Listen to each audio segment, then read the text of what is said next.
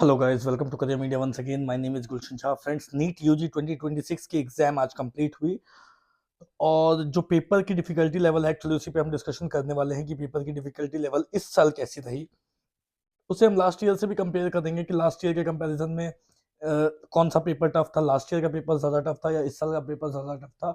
उसका इम्पैक्ट भी हम देखेंगे कि क्या इम्पैक्ट पेपर की डिफिकल्टी लेवल की वजह से इस साल की जो कट ऑफ है उस पे पढ़ने को दिख सकती है। बट उसके बावजूद पेपर कैसा भी हो, इजी हो या टफ हो, जिस तरीके से गवर्नमेंट अथॉरिटी जिस तरीके से सीट्स को बढ़ा रही है, तो कितनी सीटें ऑन एन एवरेज हर एक साल पे बढ़ाई जा रही है, उसके बेसिस पे इस बार की काउंसलिंग नीट यूजी की कैसे रहने वाली है। ऑब्वियसली बहुत सारे स्टूडेंट्स होंगे जिनका पेपर बहुत अच्छा गया होगा, बहुत सारे स्टूडेंट्स ऐसे भी होंगे जिनका पेपर उतना अच्छा नहीं गया होगा, जिनको डर लग रहा होगा कि क्या हमें इस साल नीट यूजी में की काउंसलिंग में सीट मिलेगी या नहीं मिलेगी। ऑब्वियसली ये एक बहुत बड़ा क्वेश्चन होता है जब आप 1 साल 2 साल मेहनत करते हो और उसके बाद अगर आपकी एक्सपेक्टेशन के अकॉर्डिंग पेपर नहीं होती है, तो काउंसलिंग एक रास्ता होता है, मीडियम होता है, जिसके थ्रू आप अगर आप सही तरीके से काउंसलिंग करते हो तो ऑब्वियसली आपको जो है वो सीट वो मिल सकती है, क्योंकि जो काउंसलिंग है उसके रूल्स एंड रेगुलेशंस और किस तरीके से आप वाइजली काउंसलिंग को अटेंड कर रहे हो, एग्जैक्टली उस पे जो है वो आपकी जो सीट है वो डिपेंड करती है। तो सबसे पहले आ जाते हैं पेपर की डिफिकल्टी लेवल पे, विच वाज इस साल के स्टूडेंट्स के अकॉर्डिंग जो भी रिएक्शंस आए हैं, उन रिएक्शंस के अकॉर्डिंग ये बात समझ में आई है कि इस बार का जो नीट यूजी का पेपर था वो somewhere between easy to moderate था। लास्ट ईयर के कंपैरिजन में last year the paper was much more difficult than this time. Last year 2025 की जो एग्जाम की पेपर थी उसकी डिफिकल्टी लेवल थी that was between moderate to difficult, मतलब कहीं ना कहीं वो डिफिकल्ट साइड में थी। बट इस साल की पेपर जो है वो इजी टू मॉडरेट थी, मतलब पेपर को इस साल लास्ट ईयर के कंपैरिजन में इजी बनाया गया था, एंड दैट्स व्हाई बहुत सारे स्टूडेंट्स का ये मानना है कि paper on a easier side में था, विच मीन्स कि इस बार की जो स्कोर होगी वो काफी स्टूडेंट्स के काफी अच्छे स्कोर होने वाले हैं। लास्ट ईयर के कंपैरिजन में इस साल स्कोर काफी इंक्रीज होने वाली है, एंड दैट इज व्हाई अगर आप क्वालिफाइंग कट ऑफ की बात करो, चाहे वो जनरल हो, एससी एसटी ओबीसी कैटेगरी, कोई भी कैटेगरीज की हो या जनरल कैटेगरी की भी हो, तो लास्ट ईयर में के कंपैरिजन में इस साल की जो क्वालिफाइंग कट ऑफ है वो भी बढ़ने वाली है।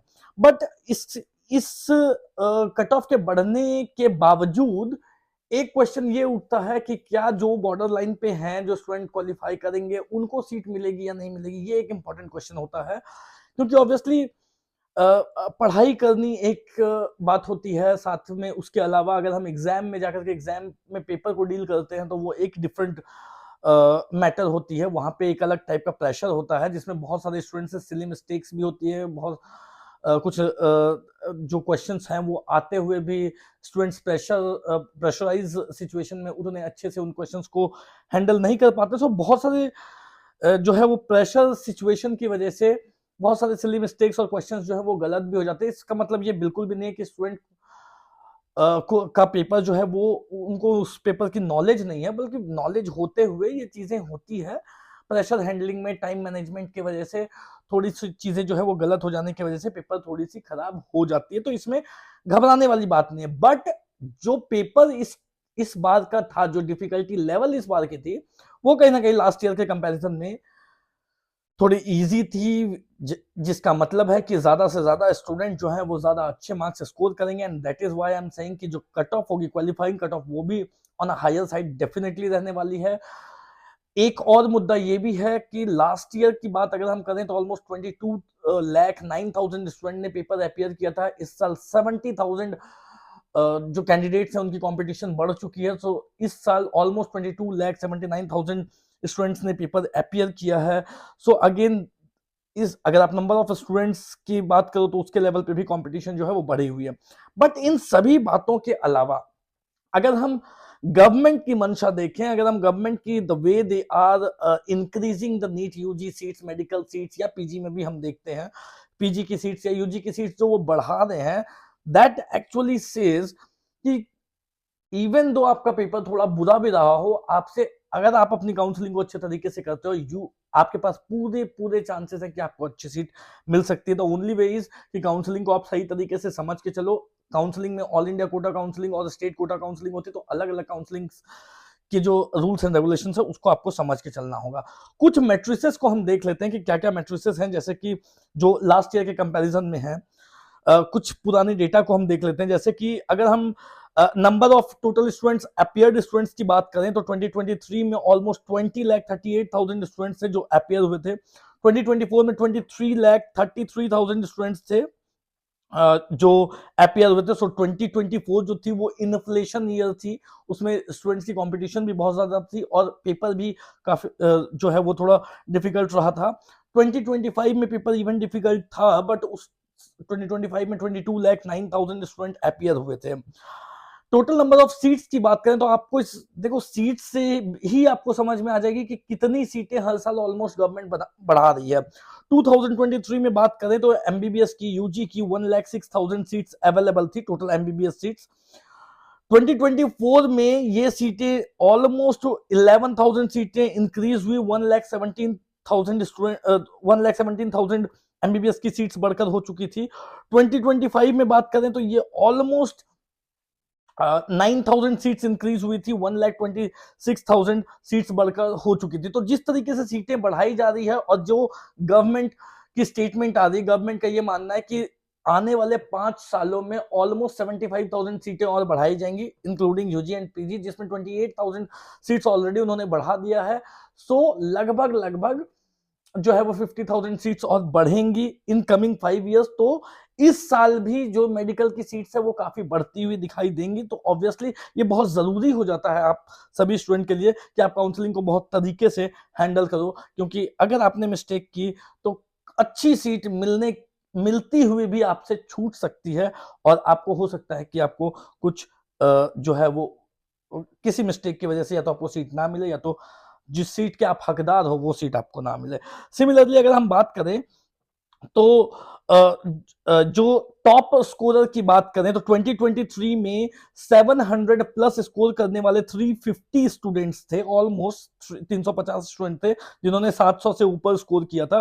2024 में 2321 स्टूडेंट्स थे। 2025 में कोई भी स्टूडेंट ऐसा नहीं था जिन्होंने 700 से ऊपर स्कोर किया था। 689 हाईएस्ट स्कोर थी, क्योंकि पेपर जैसा मैंने आपको बताया कि काफी डिफिकल्ट थी, बट इस साल क्योंकि पेपर थोड़ी इजियर है तो ऑब्वियसली हम एक्सपेक्ट कर सकते हैं कि इस बार 700 प्लस वाले स्टूडेंट्स काफी ज्यादा होंगे और 700 प्लस में काफी पॉपुलेशन जो है वो रहने वाली है। सो ओवरऑल डिफिकल्टी लेवल की बात करें तो 2023 में मॉडरेट और बैलेंस पेपर बनाया गया था, सो मॉडरेट पेपर थी। 2024 में इजी टू मॉडरेट रखी गई थी पेपर को, 2025 में मॉडरेट टू डिफिकल्ट रखी गई और 2026 में ऑलमोस्ट इजी टू मॉडरेट जो है वो अगेन एक बार पेपर बनाई गई है। So again come to the point कि जो इस साल के पेपर की डिफिकल्टी लेवल रही वो ऑब्वियसली इजी टू मॉडरेट रही, पेपर इजी रहा, इसका इंपैक्ट आपको कट ऑफ पे देखने को मिलेगा। एंड दैट्स व्हाई जो काउंसलिंग है आपकी रैंक काफी अच्छी आती हुई दिखाई देंगी, मार्क्स काफी अच्छे आते हुए दिखाई देंगे, बट अच्छे मार्क्स होने के बावजूद आपकी रैंक में आपको डिफ्लेक्शन देखने को मिल सकती है। और काउंसलिंग जो है वो हमेशा रैंक के बेसिस पे होती है, तो ऑब्वियसली जो आपकी रैंक होगी उस पे आप किस तरीके से काउंसलिंग को अटेंड करते हो वो डिपेंड करेगी। और पेपर में अगर आप थोड़ा सा डीप डाउन जाएंगे तो कहीं ना कहीं फिजिक्स जो है वो थोड़ी सी डिफिकल्ट साइड में रही थी, उसके न्यूमेरिकल्स और टाइम मैनेजमेंट की वजह से। बायोलॉजी काफी इजी थी, केमिस्ट्री भी इजी टू मॉडरेट इस बार क्वेश्चंस जो हैं वो आए हैं। सो ओवरऑल पेपर जो है वो इजी टू मॉडरेट रही। सो अब जो है अगली जो टॉपिक रहने वाली है वो ये रहने वाली है कि सभी कोचिंग इंस्टीट्यूट्स अपने अलग अलग कोचिंग इंस्टीट्यूट्स अपने रिकॉल बेसिस पे रिकॉल जो है वो क्वेश्चन और आंसर जो है वो पब्लिश करेंगे, तो उसके बेसिस पे आपके रिकॉल में कितने मार्क्स आ सकते हैं वो आपको आइडिया लगाना है। एक बार आपको आपके एक्सपेक्टेड मार्क्स का पता लग जाता है तो obviously we can help you in that. आपके एक्सपेक्टेड मार्क्स के बेसिस पे हम आपको जरूर ये आइडिया दे सकते हैं कि आपकी कितनी रैंक बन सकती है और उस रैंक पे आपको कहाँ कहाँ पे कौन कौन सी काउंसलिंग अटेंड करनी चाहिए, आपको कहाँ कहाँ पे कौन कौन सी कॉलेजेस मिल सकती है, जिससे कि आप अभी अर्ली ऑन अगर आपको पहले से ये बातें पता होती है तो आप बेटर तरीके से काउंसलिंग को हैंडल कर सकते हो। सो अगर आपके एक्सपेक्टेड मार्क्स आपको पता लग जाते हैं तो उस बेसिस पे आप हमें कॉल करके हमसे जो है आगे की काउंसलिंग स्ट्रेटेजी आपकी कैसी होनी चाहिए वो चीजें आप पता कर सकते हो। For that you have to call us on a number flashing on the screen. That's all for today guys, thank you so much, have a nice day.